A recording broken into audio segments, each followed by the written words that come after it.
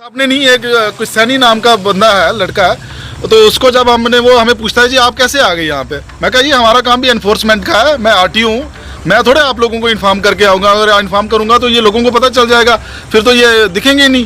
तो इसी बात पे थोड़ी वो तू मैं करने लग गया। कहता जी आपने ये जो हमारे चौकी अफसर से पहले पूछना चाहिए था।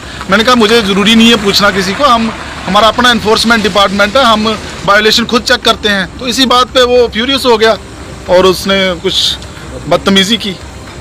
इसके बारे में आप क्या डिमांड करोगे? मैं डिमांड करूंगा कि ऐसे लोगों को ऐसी सेंसिटिव जगह पर ना रखा जाए, क्योंकि अगर ऐसी जगह पे इस तरह के लोग होंगे तो फिर वायोलेशन रुकेगी कैसे, बढ़ेगी वायोलेशन, रुक नहीं सकती फिर वायोलेशन।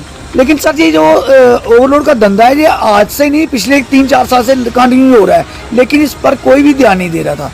तो आज आपने ये आकर इस पर ध्यान दिया। देखिए मैं वही है, ये अभी रात के 10 बजे हैं, इस वक्त बड़ा रिस्की है जो इस हिसाब से बंदे ने मेरे साथ एक्ट किया, ये पुलिस वाले ने। मुझे बड़ा अफसोस हुआ कि अंधेरे में हम लोग तो इतने आर्म्ड है नहीं, हमारे पास एक गन मैन है, अगर हम नाका लगाएं तो ये हमारे लिए रिस्की हो गया। आज मैंने देखा जिस तरह से इस बंदे ने मेरे पे मतलब बिहेव किया है, उस तरह से रात का नाका लगाना हमारा मुश्किल हो गया है। तो मैं पहले भी यही सोचता था कि रात को नाका लगाना हमारे लिए सेफ नहीं है, लेकिन फिर भी मैं अपनी सेफ्टी की परवाह ना करते हुए मैं कोर पुन्नू तक खुद पहुंच गया, इसके यहाँ सोर्स पे, यहाँ पे कि वायोलेशन होती है।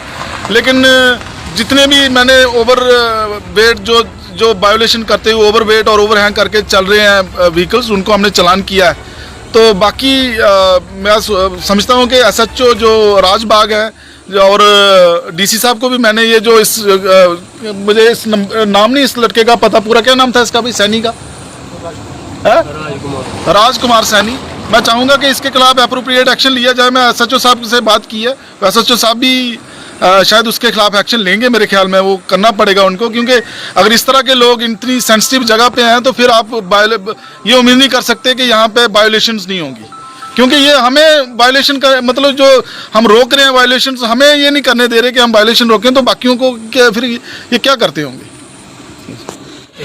देखिए बड़े दिनों से मैं नाके आगे पीछे लगा रहा था, इनके ये कोर पुन्नू जो क्रशर है, यहाँ जो एरिया है, यहाँ से जो डंपर जाते हैं हम रास्ते में उनको पल्ली में पकड़ते थे या फिर नेशनल हाईवे में पकड़ते थे। आज मैंने सोचा कि इनको इनके सोर्स पे जहाँ से ये चलते हैं उसके आसपास नाका लगाया जाए।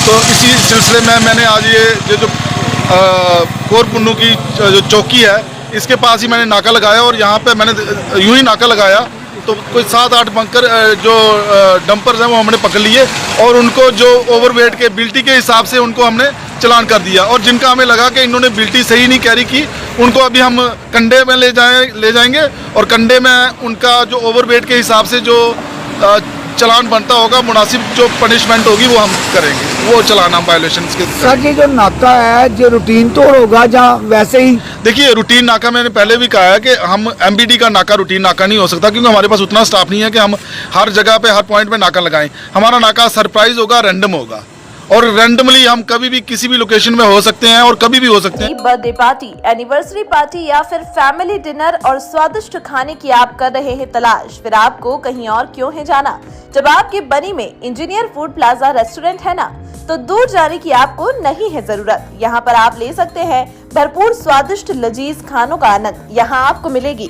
हर खाने में भारतीय संस्कृति। इंजीनियर फूड प्लाजा रेस्टोरेंट में केक्स, बर्गर, सैंडविच, पिज्जा का भी आप ले सकते हैं आनंद। इसके साथ यहाँ पर होम डिलीवरी भी है उपलब्ध। तो ज्यादा जानकारी के लिए कॉल करें 8082722223 पर।